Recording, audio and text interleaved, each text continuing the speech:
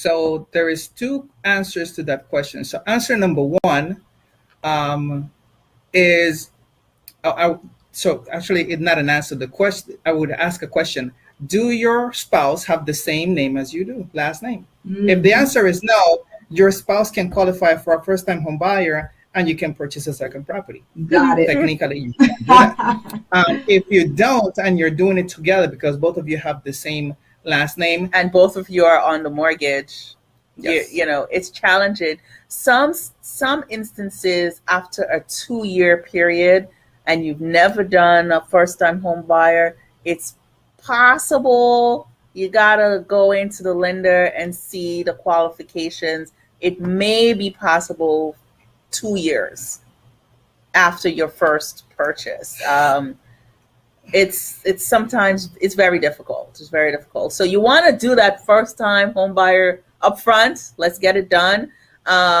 If you want to have your first time home buyer mortgage and my first time home buyer mortgage, okay, that works out quite well. I would say if you have the opportunity to get the home ownership done now, get it done. Get it done. Take So, the opportunity. mhm.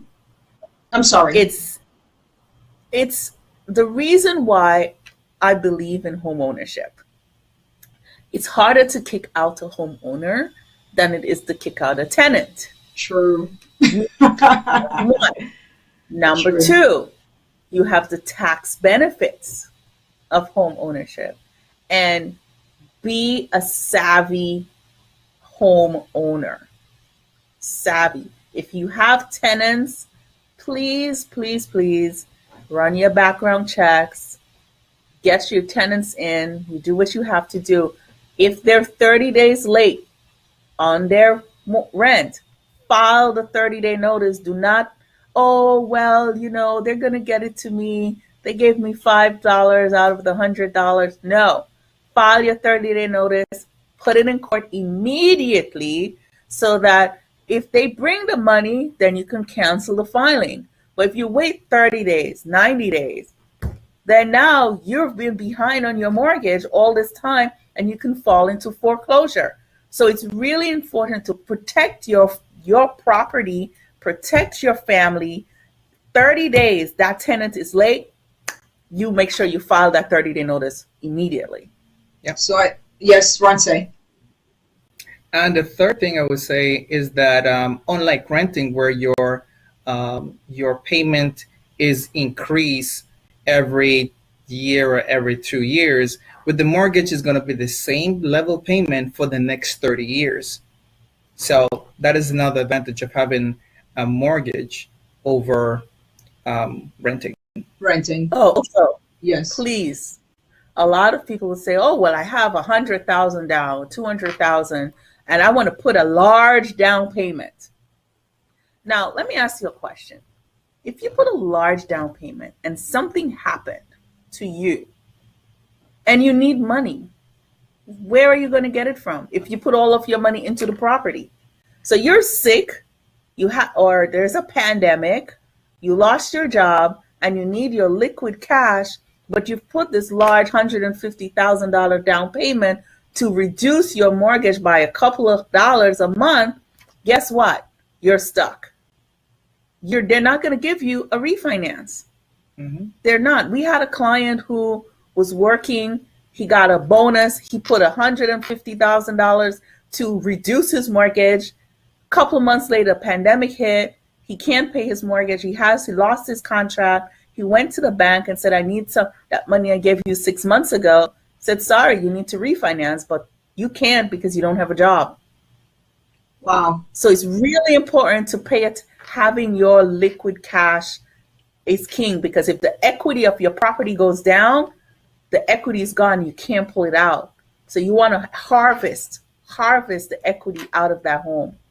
Great advice. So we're coming down to the closer part of the end of our time together. But before we do that, I do want to ask you about energy audit. That is something that came up in our discussion as well for people with who are homeowners.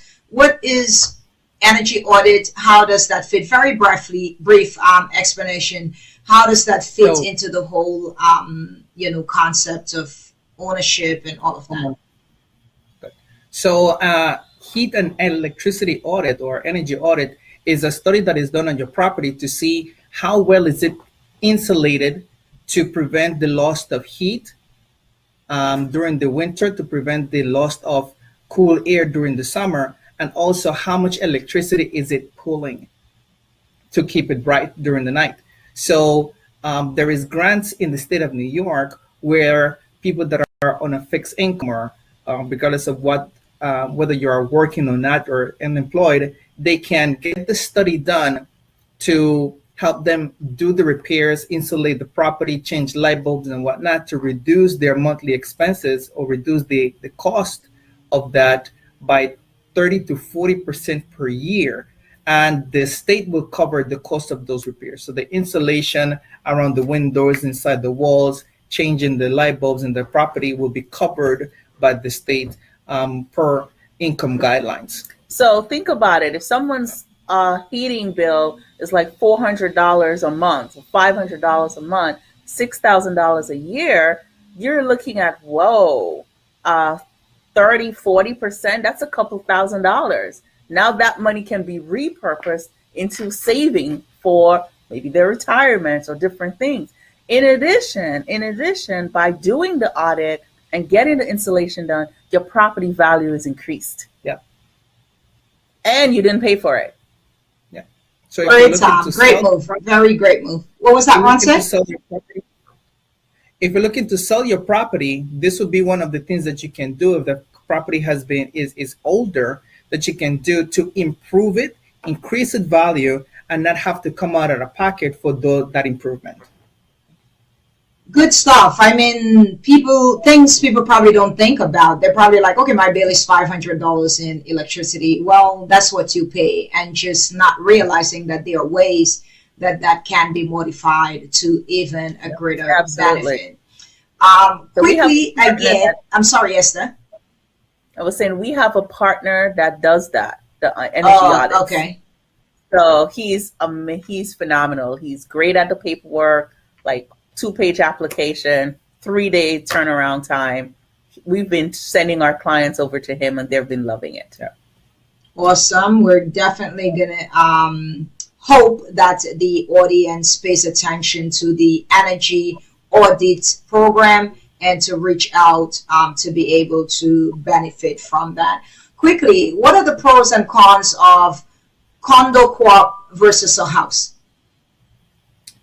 So there is a few things. Number one, I would say that you have to be careful with.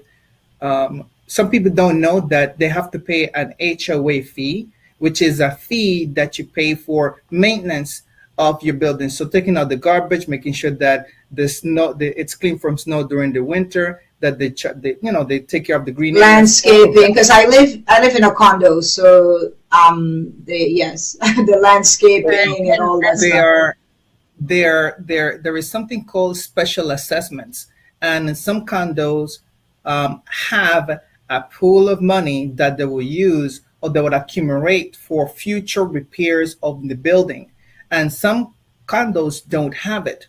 And whenever their repairs are needed, they would do a study and see how much it would cost for the owners of each unit to pay for it in equal portions according to whatever is it that according to the amount of property that they have, and they'll have to get into this and pay for it for depending on for how much it costs. It 6 months, a year, and there is some special assessments that take years, 2-3 years to pay off, and that is above the in addition to your HOE fees that you must pay, and of course the mortgage if you have not paid it off. So taking a look and see if this condo has a special assessment. fund for addressing those type of issues would be something that you must take a look in. Also, I would say knowing the difference between a co-op and a condo. A condo and a private house are both real property. A co-op, you're buying shares in a unit. So it's not real property. It doesn't have the benefits that you would have of your condo and your property. Right. Some condos, listen, you have to have special permissions by the board to get in, to sell. They want to investigate who you're selling to. There are a lot of little features. So you got to look like what comes with this condo. The great thing about a condo, guess what? You don't have to take out the garbage and you don't have to shovel the snow or cut the grass, right? I love it. Go in. I'm preaching to the choir. Yeah, I mean, I technically live in a condo because I don't have to take out the garbage or shovel the snow. Okay? That's the kind of arrangement I'm looking for the rest of my life. You can add cooking to that. And, you got to write those things down on a list and check it off. Contractual. I love it. That was a good one, Esther. That was a very good one. I love it. Awesome. Well, very quickly, 30 seconds, literally, because we're right at the end. Foreclosure. Is that a good idea, a bad idea? How does that benefit the buyer? You're getting a property at a lower cost and less than market value. Bad. You're inheriting whatever problems come with the property. So you have to do an assessment to see whether or not, what problems does it have. You want to make sure you pay for that assessment to make sure you're buying a good deal. A home inspection. A home inspection. You definitely need that home inspection. Foreclosures. I like foreclosures because you're going to make a profit. But guess what? Most of the time, most foreclosures, a lot of them, you have to have the full purchase price in cash. So maybe if you don't have the full purchase price, you're going up against someone who has the full purchase price, the cash buyers out there. If you're not that person, maybe you need to combine monies with a few people, form a corporation, get an attorney and accountant, not a handshake, okay? And go into it, and eventually you'll have enough money to do it on your own. Yes. So it's a great thing, but it requires work and research. Nothing Absolutely. Worthwhile is free. And that's where Ronce comes in, because he's the research guy on the team. And so quickly, Ronce, literally we have about a minute left, 5 seconds. Availability, office hours, when are you reached? And we're going to be putting your information in broadcast so that people could reach out and contact you. Availability, office hours, so that the audience can reach out for your information. We're flexible on Sundays because, of course, events are. But Monday through Friday, we're here from 11 a.m. until probably like 7, 8 o'clock. And we sit down mostly in evenings with people because that's when they're off from work. So we are, unlike other financial planners, we're available after business hours because we understand we work with working people. So yeah, as long as if you have a special time, then we'll try to accommodate by appointment, but normally 11 to 8. Awesome. Once again, we are to the end of our broadcast this evening. Our hour passed so fast because the conversation is so deep and it's so much. Yes, and it's just excellent. So once again, I am going to be looking forward to another part because I know people are going to be reaching out and saying, you got to bring them back to talk about this and talk about that, which is what happened the last time. I didn't forget to show you my books. I have books to show you. Oh my goodness. So show us quickly, what books do you have? So bring it out to the, let me see, left, right. Awesome. Okay, Dale Carnegie, How to Win Friends and Influence People. I've learned about that book years ago. Awesome book. Cash Flow Quadrant, Rich Dad, Poor Dad. Definitely heard of him years ago. The Power of Zero. Okay, that's by David McKnight. Great choices. The first two I'm very familiar with, How to Win Friends and Influence People. Also great for public speakers. And Yeah. Rich Dad, Poor Dad, definitely great resources. And we can always make that available once our broadcast is over. Well, we're right down, folks, to our hour with you. Always great chatting with Esther and Ronce, a great couple in business, in ministry, and in love. It cannot get any better than this.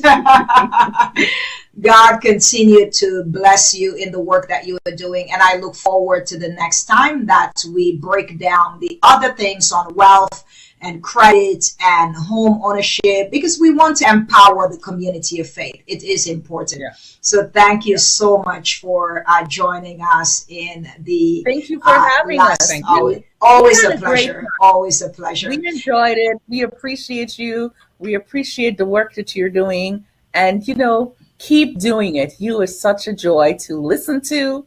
So we Thank don't you. only just come on there. I actually watched your show. Thank you. Thank you so much. And And to everyone watching Yeah. this afternoon, God continue to bless you and continue to keep the faith. Until next time on Live Talk, please take care of your finances.